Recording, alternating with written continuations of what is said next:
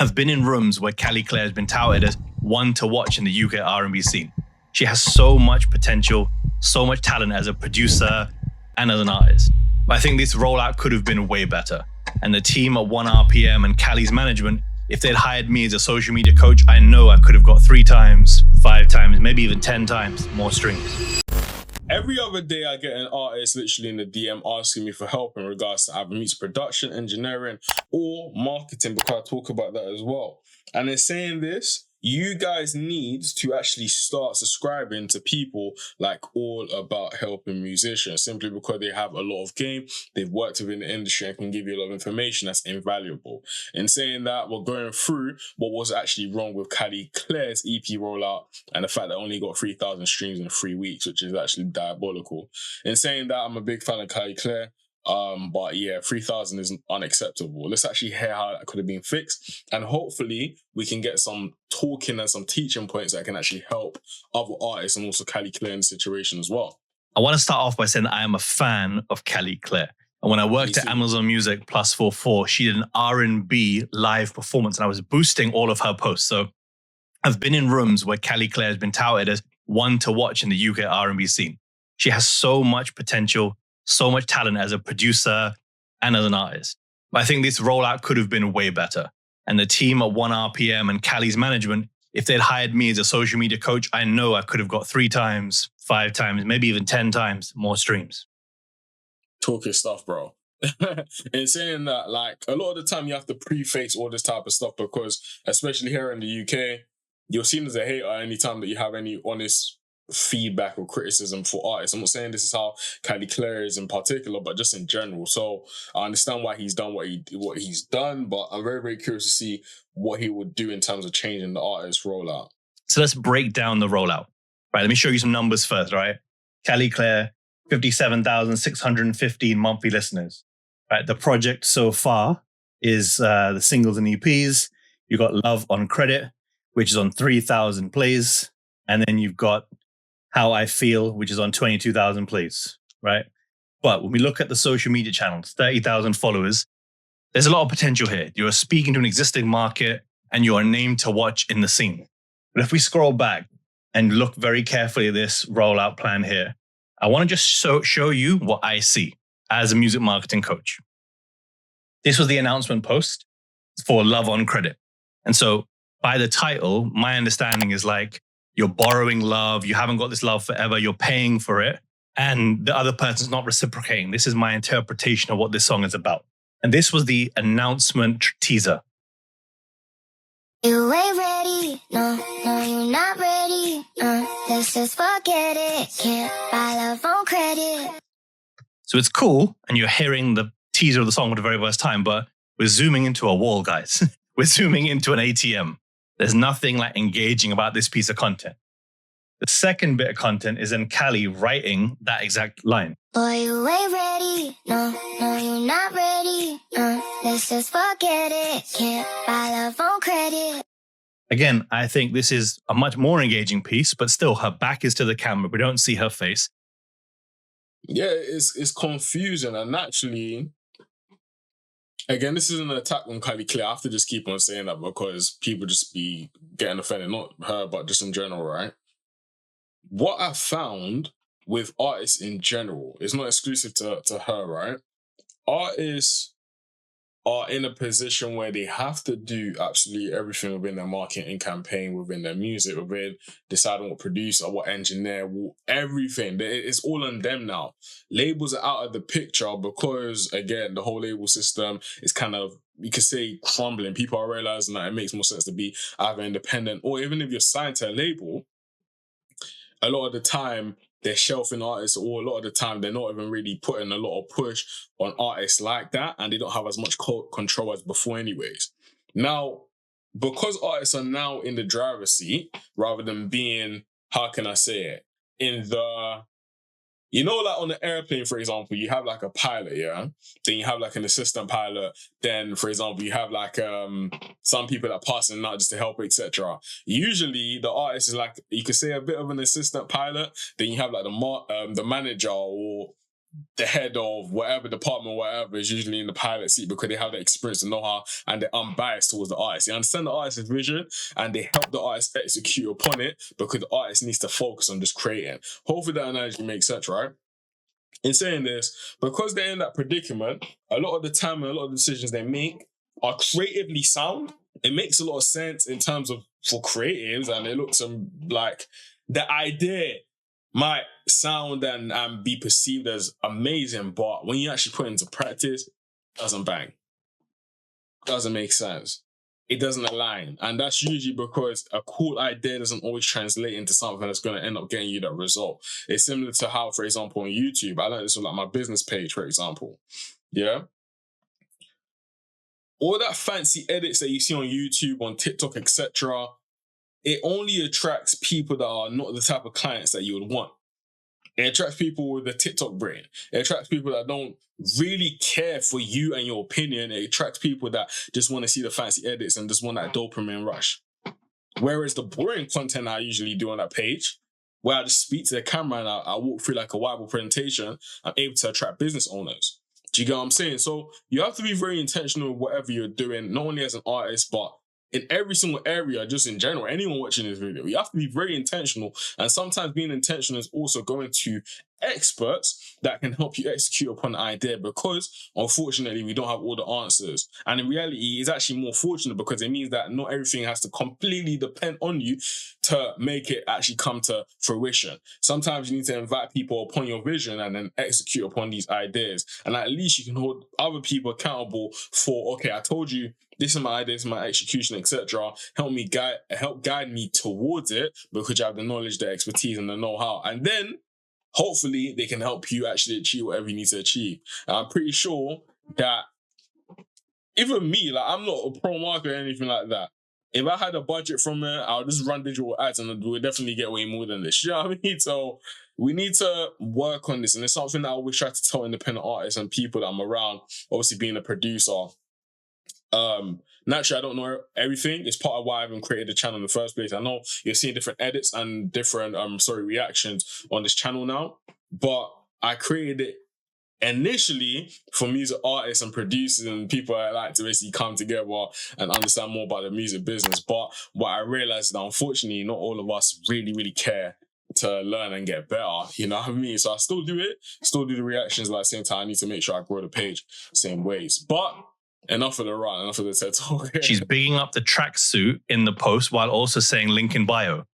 And so she's trying to push 2 CTAs. You're pushing you're pushing, let's say 100 people come to your bio, yeah? You're pushing, people will think you're pushing 50% towards your bio, pushing 50% towards your tracksuit. But what you're actually doing is that you're actually only pushing 10 of those people towards either or, and the rest are just decision fatigue. They don't know what to do. Do you know what I mean? Have one clear message. And actually, in that one clear message, drive them towards one traffic source. Similar to, for example, you see within my videos, I usually say, okay, subscribe at a certain type of point because I don't want you to really subscribe. Towards the end of the video, if you made it, then that's when I say all the rest. You know what I mean? Pre-saves, but we haven't yet found out what this song is about from her perspective. We're not hearing her meaning and her love of what this song is channeling. And so again, I think this post could have been better, right? The composition didn't have a headline. It's a very clean looking content. Boy, you ain't ready. No, you're not ready. Let's just forget it. Can't buy love on credit. Right. So next we're in a supermarket. And I'm wondering what this has to do with the storytelling of the song. And so, I can see like, okay, what I want to do, yeah, because I don't want to just seem as if the manager's coming for Cali, yeah. My people, them, before we even go into the lyrics, I just had a quick listen to the song, yeah. The song slaps.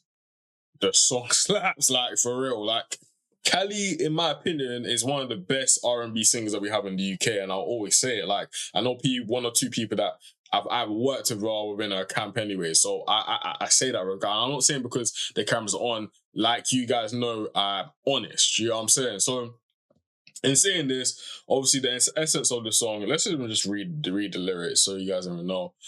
Boy, you ain't ready. No, you ain't ready. Now, let's just forget it. Can't buy love and credit, right? Then if we go into, for example, the verses, she now talks about how she tries so hard to send off kind regards.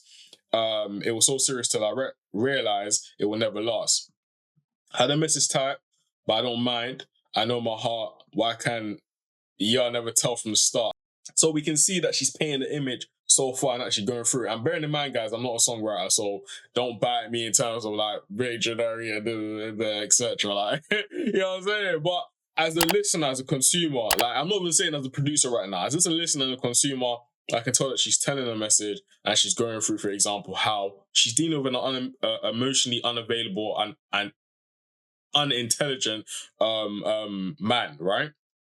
So in saying this, I was staying at this hotel, hoping you would ring my doorbell. Only said that I was lonely because I couldn't be with myself, couldn't hold on to promises for me.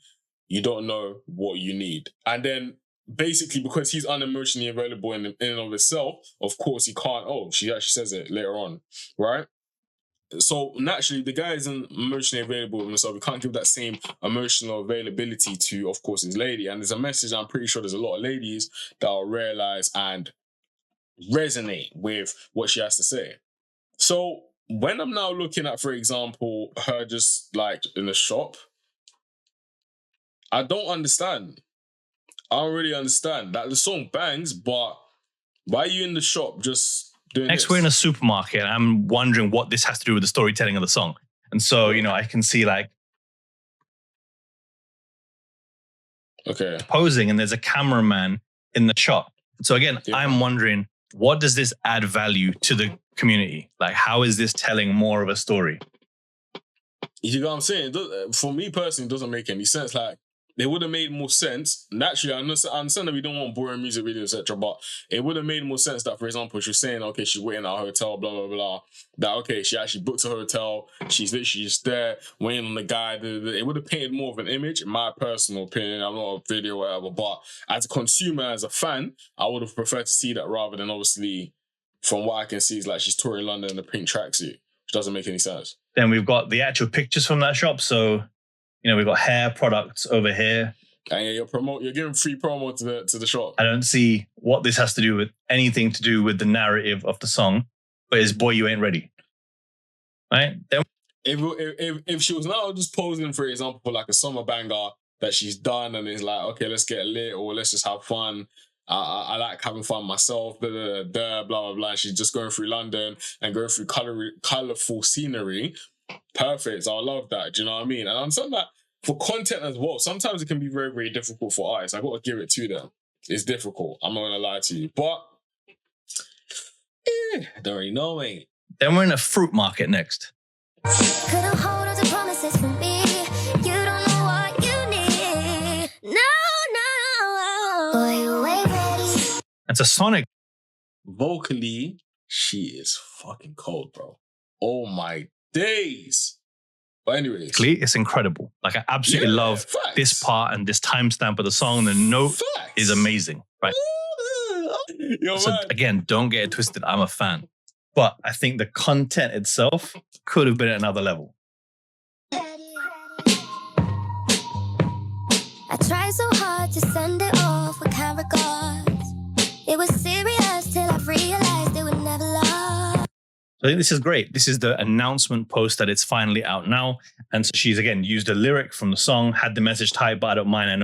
And don't get it twisted, like, I don't know what he thinks or what he would say. If the song, how can I say, if the rollout was done in a better way, and she's just doing quick TikTok content just to stay on top of mind, blah, blah, blah, perfectly fine. Do you get what I'm saying? But as a rollout, and to bring anticipation towards your project, I already know you have to be very, very intentional, especially as someone that in the UK R&B scene, there's a lot of, how can I say it, is a scene that is full of talented people.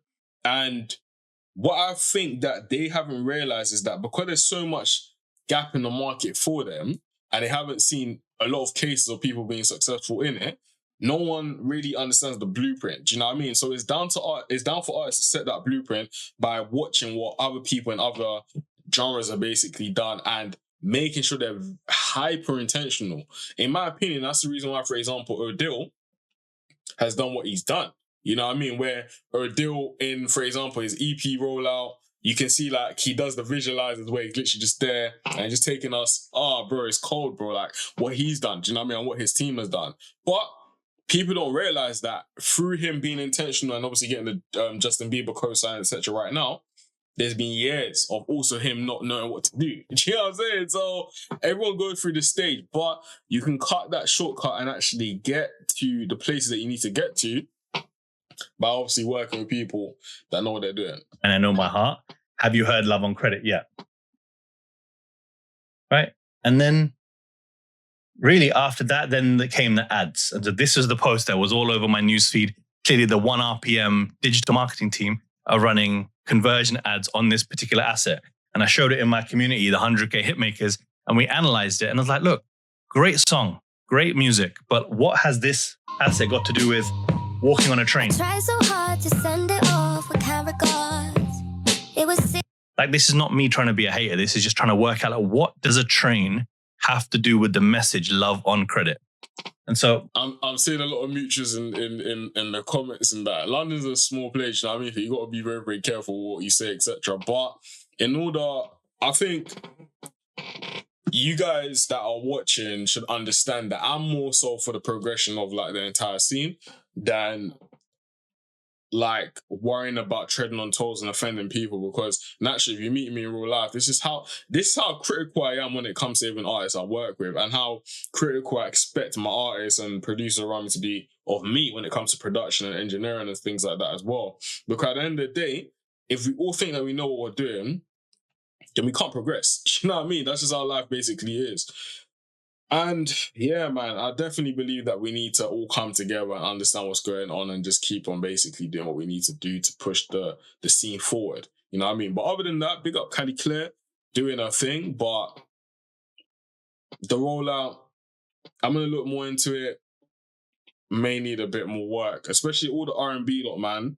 If R&B got the love and attention in terms of that it deserves, then I genuinely believe that the UK and just everywhere in general would just be amazing. You know what I mean? Because there's an audience for it. I know that people keep on saying, oh, like hip-hop is the main and has been the main for a long time, but there's a big audience of people that are looking for real music, are looking for people that can really sing and stuff. If that wasn't the case, Odell wouldn't have had a chance. Do you know what I mean? So